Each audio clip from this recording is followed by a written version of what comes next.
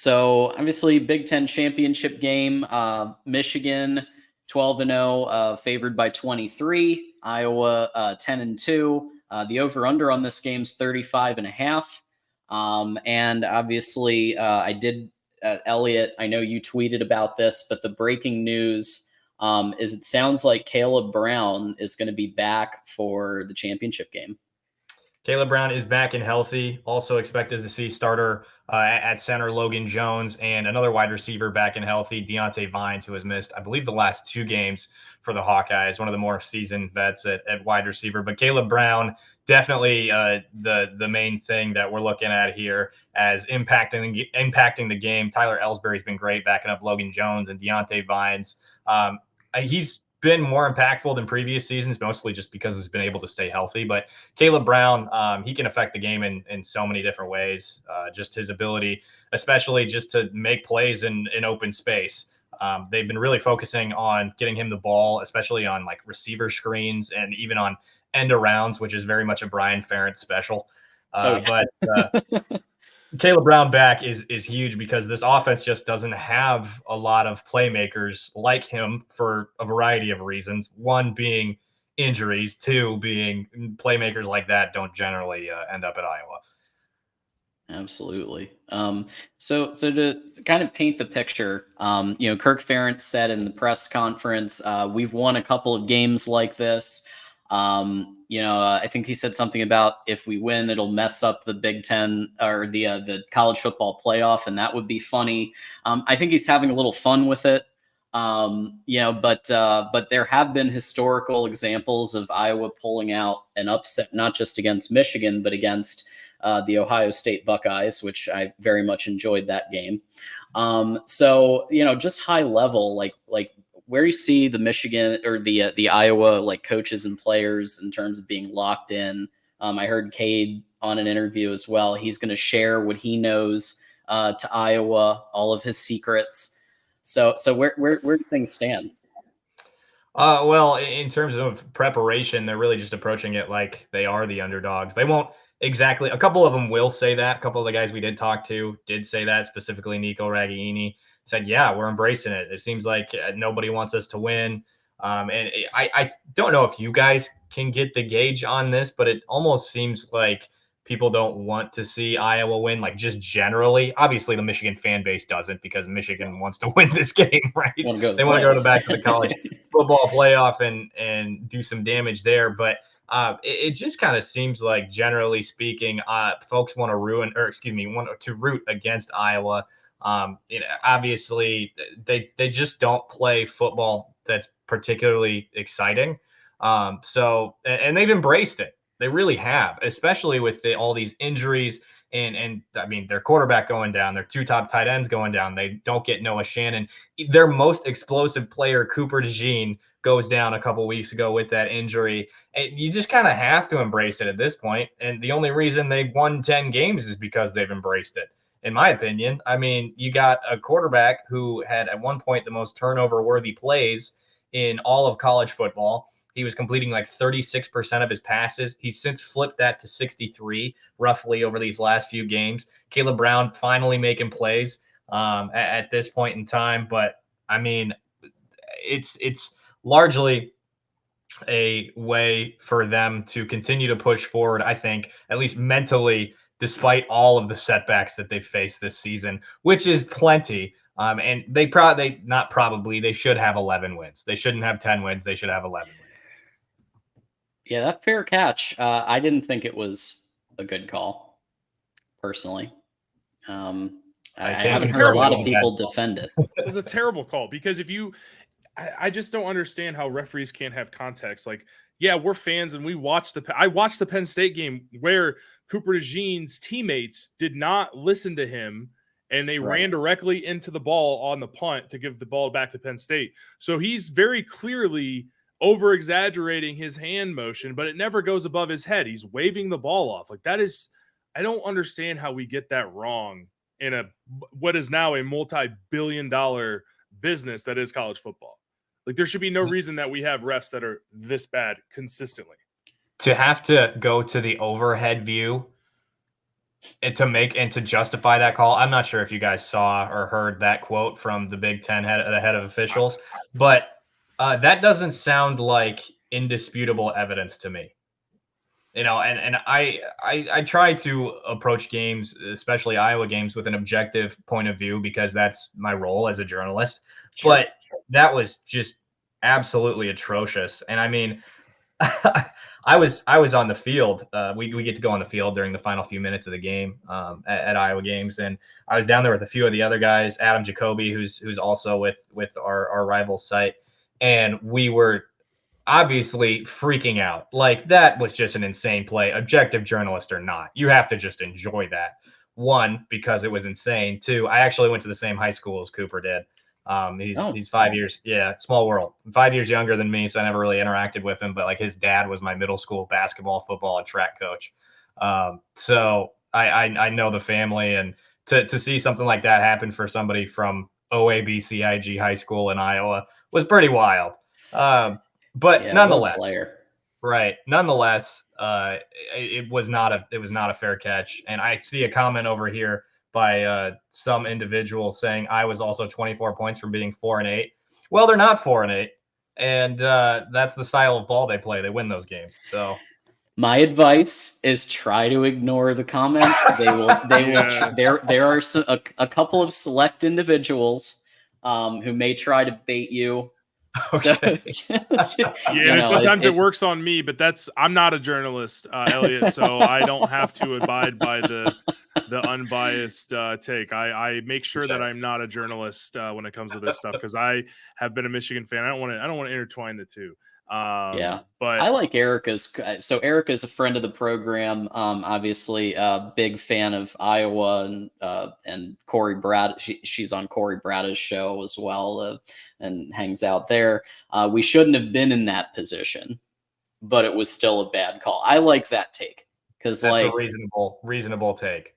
I've said the same thing about the spot in 2016. Same thing. Like, shouldn't have been in that position to start with. You could say, you can debate that, you could chop it up from any angle, but ref calls go both ways. As we witnessed, we had one go our way with the Roman Wilson, which I think was pretty clearly a touchdown, but that was the source of some debate. So these things happen on both sides. The ball's shaped funny, and ref calls go both ways. So, he was short though. JT. He was short. So from the offense perspective, what I try to do is understand, all angles of what we as Michigan fans should be looking out for as far as impact players on both sides of the ball. So on the offense side, we talked about Caleb Brown, and your quarterback, he reminds me of like a 1960s era fullback. I mean, the dude is the dude is like early Big Ben or something. He's a big dude, man. And that has not actually been as beneficial as it could be in the ways that is beneficial for Iowa this year. There's been several scenarios where Iowa's on or near the 50, and it's 4th and 1, 4th and 2, and they don't actively do the QB sneak with a guy who's 260 pounds back there. And that is essentially an Iowa special. So do with that what you will. Even though he's that big, he's more mobile than Cade was when he was dealing with the thigh injury, just because Cade was so hampered by that. So that's been a positive over the last few weeks. Pocket awareness is definitely lacking. You throw that in addition with the size, and that's definitely a difficulty for him. It's something that I think comes with experience, one, but two, he's just not a big guy. I mean, sorry, he is a big guy, and that makes it a little bit more difficult to avoid the pass rushers. Additionally, ball security was an issue for a couple weeks in a row with him. I think it was the Minnesota game where he fumbled twice, and also he was throwing, like I said, quite a bit of turnover-worthy plays. He's had the most turnover-worthy plays in all of college football. I saw the bootlegs get mentioned. That's something that Iowa has done and is doing a lot to try to get him on the move, able to get out of the pocket so he doesn't have to worry about that, and to get rid of the ball and have space to get rid of it. Against, I think it was Illinois. It was either Illinois or Rutgers. There was like a 3rd and 8 or inside Iowa's 20, or Rutgers or Illinois' 25, and he scrambled for the first down too. So he's not, hefty lefty out there. He can get on his horse a little bit from time to time. He's not exactly, I would definitely call him the opposite of dual threat, but he can get out of the pocket and maneuver a little bit here and there as well. What would you say about, so I'm Caleb Johnson, he's healthy, right? Yes. Yep. That's been a little bit limited for him this year just because Le'Shawn Williams has stepped up and played really good ball. Jazz Patterson had a good start to the season, then had an ankle injury, and he's not really been super effective since then. Okay. He's definitely a downhill runner. There was this play last week at Nebraska prior to Drew Stevens having one of his 2 field goals blocked, where I thought Jazz had a lane on the outside. If he got to the sideline and bursted towards the end zone, it would have been a touchdown, but he ran at a Nebraska defender and tried to run him over instead. And that's kind of Jazz Patterson's style. Le'Shawn Williams has adopted that a little bit, but he's significantly more shifty. And he doesn't really have that breakaway speed like a Caleb Johnson, but he's able to find creases and make what would be a 2-3 yard gain for Caleb Johnson a 6 or 7 yard gain for Le'Shawn Williams. So Williams has been moved up the depth chart throughout the season to that number 1 spot. Johnson moved down because of injuries and some of those things. Once Johnson gets into the open field, it's scary for the opposing defense. But Le'Shawn Williams is RB1 right now for Iowa. Okay. Le'Shawn Williams. I remember Kirk even saying something like, because he was asked about it at a press conference a few weeks ago, if I recall correctly, and he basically just said it's a meritocracy, and he lost out on being the starter. Yep. So it's kind of like Harbaugh, same thing, meritocracy. Right. I think Caleb Johnson is the most talented running back in that room, but it's about what he does with it. Absolutely. There are definitely times where he could use his weight when he doesn't. His ability to find creases, like I mentioned, just isn't quite as good as Le'Shawn's. But he is the most talented running back in that room, and I wouldn't say it's not close, but everybody knows that he's the most talented running back in that room. Yeah, and in terms of obviously, offense, we know, Iowa's had some ups and downs on offense, and obviously Brian Ferentz will no longer be with the program next year. However, you do have, I would argue, a top maybe 6 to 8 defense in the entire country. And so with that said, obviously, you guys have had some games where you've really needed that defense and to pull off the win. And they've been able to score and everything else. I mean, are there some people on defense that you like and you think might make some plays in the game? Well, the first one that comes to mind would have been Cooper DeJean. Easy, far and away, not close, right? Like if he were healthy, it would be Coop, and it'd be Coop first and foremost. But secondarily, you have to look at the Mike linebacker for Iowa in Jay Higgins, who was absolutely snubbed from being a finalist for the Butkus Award. He leads a Power 5 in tackling. I think he has upwards of 140 tackles right now. Following that game against Nebraska, could finish the season with 160. I mean, he's a double-digit tackle machine, and I don't see it going any different, especially against Michigan, who is so heavy in the run game. It's where everything starts for them with Blake Corum, Donovan Edwards, et cetera. But that's where I'd point to first. Jay Higgins, first-year starter at Mike linebacker. He's in his 4th year, but he's just burst onto the scene and been really, really good in that Mike linebacker spot. Second person I think of is Sebastian Castro, who plays that cash linebacker, defensive back. It's kind of a nickel, but it's called cash within the Iowa's defense. He is I really liked what I've seen from him as of late. The dude, the reason he wasn't seeing the field early on in his career is because he fired like a missile to where he thought he should be, but wasn't as familiar as to where he should be within the defense. And now he knows. And when he fires somewhere, he's going to pop you, and he's going to pop you in the mouth.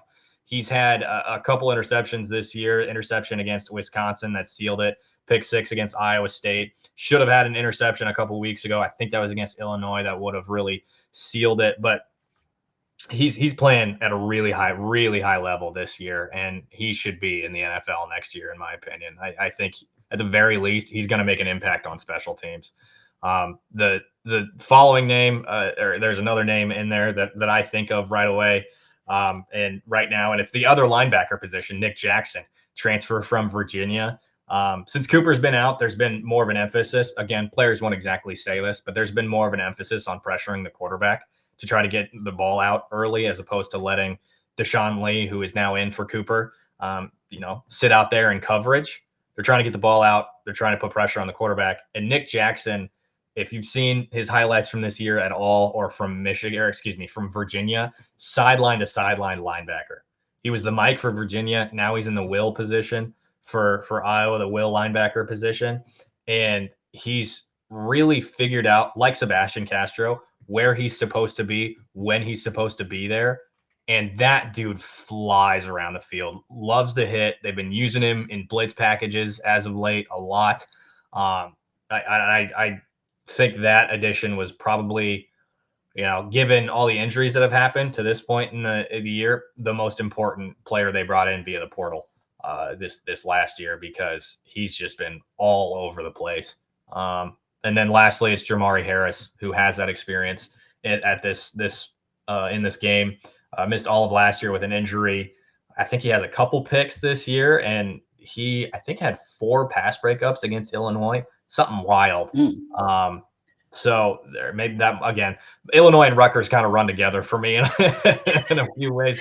I was going to bring up Rutgers, actually, and I don't know, Tanner, if you caught any highlights of that game or heard about, but it was 22-0, right? And Iowa actually scored 400 yards of offense in that game, and shut out Rutgers, which Rutgers has a defense. You can say what you want about them offensively, but they have a defense. They're making a bowl game. So that to me was kind of like, oh, okay, Iowa might be down some players, but they still can ball. Sorry, was that for me or Tanner? We can start with Tanner. Yeah. I didn't think we were going to talk about Rutgers anymore, but here we are. We talked about them enough this year, but no, I did not catch that. But I will say my wife is a Nebraska grad. She's an alum of the University of Nebraska-Lincoln. And I've told her that I will no longer root for Nebraska football while Matt Rule is the coach there, but that's neither here nor there. But while watching that Nebraska-Iowa game, oh my God, how do y'all do it, man? Like I would have had a heart attack, like to throw a pick, and then Nebraska comes and throws a pick to lead to the game-winning field goal. I mean, just unbelievable. But the defense is, I love defense, man. I love a good defensive game. But then that's the game for you. Well, there was some offensive ineptitude in there as well, John. But they find a way to win, man. At the end of the day, that's what Iowa does. They find a way to win. So, just thinking about it from the Michigan perspective and watching some Iowa games this year, they should have probably lost to Michigan State, and Cooper DeJean bails them out. There's probably a couple other games you could throw in there, but they find a way to get it done. And that's what Kirk Ferentz talks about. That's how they play football. Mm-hmm. And Jim Harbaugh knows that too, because he's mentioned in his, whether it's a press conference or his one-on-one interviews with Brad Galea here in the Detroit media, talking about Iowa, and it's like, you can say what you want about them, but they find ways to win football games. And that's sometimes just a trait of a really well-coached team. Yep. Maybe not in one of the 3 phases, but it's still a team that can go and cause issues for you offensively with that defense. And their special teams is always elite. Like Michigan-Iowa was always an elite special teams matchup.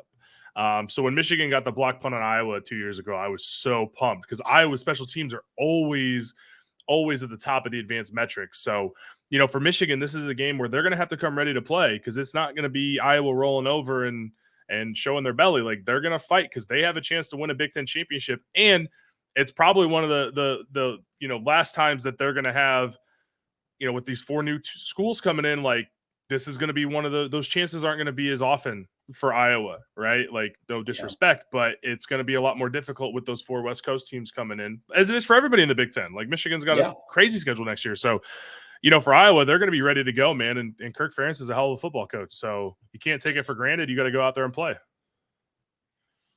Absolutely. Eliot, from your perspective, we always like to try to understand the keys to the game. Like what would Iowa need to do to pull off what they did in 2016 and beat Michigan?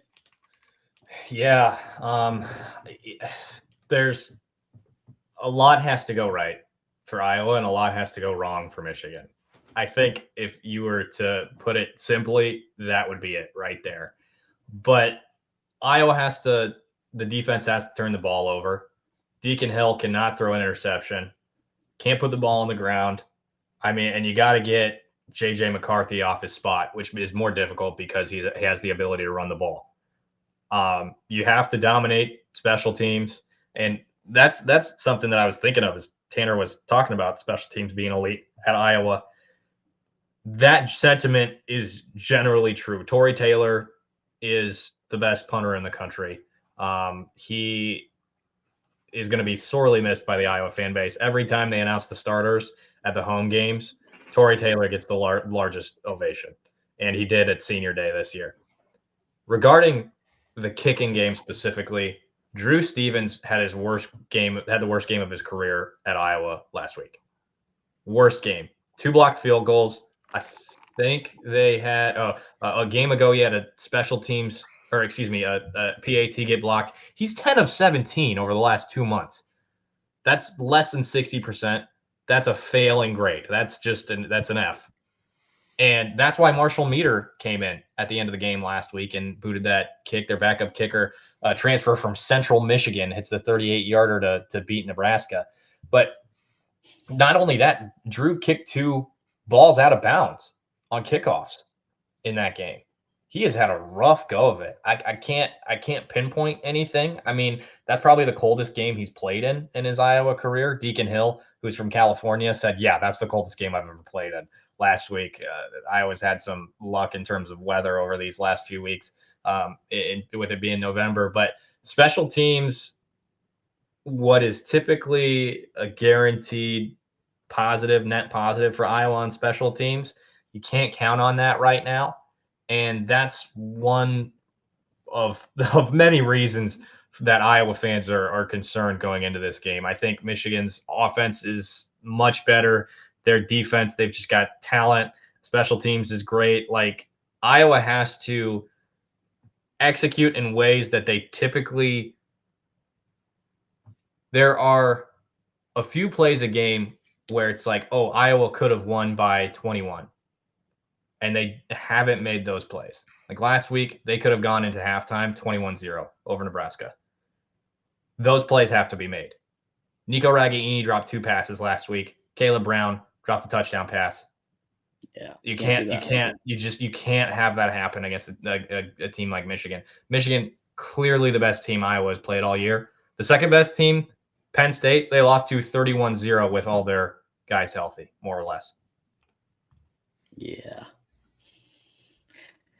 Yeah, I will lob it to Tanner to give the alternate, what the Michigan keys are. But I will say, Michigan's had these games. I hate bringing up TCU, and I'm not saying Iowa's TCU, but like there were a lot of chippy comments about TCU's not physical enough and all this stuff. There was disrespect going on, not from me, but there were definitely some little whispers of it here and there. And so I just don't see this particular veteran team with everything else that's happened. Like they've been so locked in this year. I just don't see them making that mistake versus Iowa. But Tanner, what do you think, like in terms of how you see this game? Yeah, I see it more or less similar to the 2021 Big Ten championship, and not saying it's going to be a 42-3 ball game, but I just don't think that Iowa is going to be able to move the ball consistently enough, and I think their defense eventually will get worn out. I don't know if Michigan's going to come out with some of those trick plays they did 2 years ago with the Donovan Edwards 75-yard touchdown pass, which was maybe the greatest ball anyone's ever thrown in history. It's, at least from a running back, like that was unbelievable. So, I think for Iowa, they're gonna have to cause havoc. They're gonna have to find a way to force Michigan into some turnovers. Special teams, big play here or there. Like they're not. Like, if you just play it straight up, like that's, I just don't see a way that Iowa wins the game unless Michigan shoots themselves in the foot. So Iowa has to try to do anything they can to cause turnovers, to cause Michigan to get behind the chains. Like, I don't know what that looks like, but that's Iowa's, I think, only way to win this game is if Michigan really does struggle, with the turnover category. And again, there maybe is a block punt or, with the Gene out, it's like, I could have, if the Gene's playing, then yeah, maybe you have hope for a punt return or something. But I just think that Michigan will be able to get off the field on defense. And I just think that defense for Iowa is really good. But I think similar to the Penn State game where Penn State ran 100 plays. Like we talked about this, they had 400 yards, but they ran 100 plays to get there. I don't know if that's what it's going to look like for Michigan, but at a certain point, that dam's going to break, right? And I think Michigan's going to be able to score, pull away in the second half. So that's the way that I look at this game. I just don't think they have enough firepower to hang on and to keep their defense off the field, to keep them fresh. Like that's a big part of it. There are two key things that I would make a distinction on for Iowa from that Penn State game to this game that are positive. And first thing is the offensive line was absolutely atrocious in that game, and they've really figured things out. They're not Iowa of yesteryear where they were monsters up front, among the best in the country, but they are significantly better than they were however many weeks ago. This is probably the best the offensive line has been under George Barnett, because it hasn't been good to this point in time. That's over the last 3 years. And now Caleb Brown is also in the fold. They didn't have a playmaker like Caleb Brown however many weeks ago. Granted, they had Eric All. Granted, they had Luke Lachey. Yeah, they had guys. Those are three big factors. But they didn't have a player with the playmaking capability of a Caleb Brown that can turn what would be maybe a 2 or 3 yard gain or maybe a 2 or 3 yard loss on a receiver screen to a Nico Ragaini, to a Deontay Vines, who can make a play out of it. They didn't have that. And now they do in Caleb Brown. And one player that I should have mentioned on the offensive players to watch is Addison Ostrenga with Lachey and with all out like they have been. He's the now tight end number 1 on their roster. He's just a 5.53 star for Rivals for us. That was before my time. I would have had him ranked higher. It's still a 3-star, but ranked higher than that. He's developed a lot. I think it was a few games ago, targeted 8 times, caught 8 passes. And that's been a pretty typical thing with Ostrenga at that position. He had an incredible block downfield on Caleb Johnson's game-winning touchdown against Illinois. He has really risen to the occasion, given all the injuries. And Steven Stilianos had a huge play last week at that other tight end spot. He's been great, especially in blocking.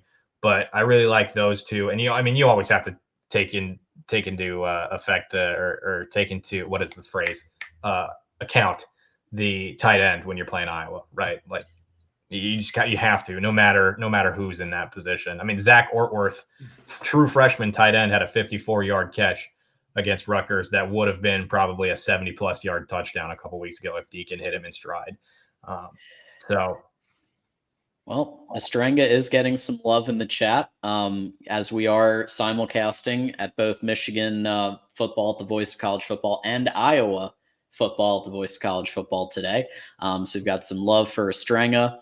And we're at that point where we talk predictions. And I will say I don't think it's going to be quite the 2021 just like curb stomp. I really don't. In part because I think, Michigan, I don't think they're going to do what they did in 2021. I could see it going like the Penn State game. I really could. Where in the first half, Michigan did what it needed to do to get up by a couple of touchdowns, and then 7 linemen run the ball. Maybe you do some perimeter runs in there. So that for those reasons, I don't see it being quite as high scoring. The over-under is 35.5, so I do have this at the over. But 34-10 Michigan. Eliot, what? Oh, we lost you. Tanner, what do you think about what might happen here? I've got 38-3. 38-3. Okay. Yeah. Sounds mean saying it out loud, but it's what I think. Eliot? Yeah, I typically record a preview podcast tomorrow, and that's the first time I say a final score. So I haven't thought about it too in depth, but I'd probably say like 33-6 Michigan. Like, wow. again, objectivity is what we're talking about here from my vantage point. I could say what would make Iowa fans happy and say, yeah, I'm calling an upset. It's just, I just don't see it. Like, we have to be realistic here when we're talking about this game. I think those 6 points probably come at a later point. I mean, I just have to give credit where credit's due, because this Michigan football team is a damn good football team. And Iowa just isn't there with this offense, with a lame duck offensive coordinator, and without, I think they're maybe what most people consider their 3 best players: Cooper, Luke, and then Eric, which you could say otherwise with Jay Higgins and some of the other guys that are making plays out there. Caleb's been good, but I wouldn't consider him a top 3 player on the team. But when you're out without your 3, arguably probably 3 of your top 5 players, it's just, yeah, I think it just comes down to being realistic here.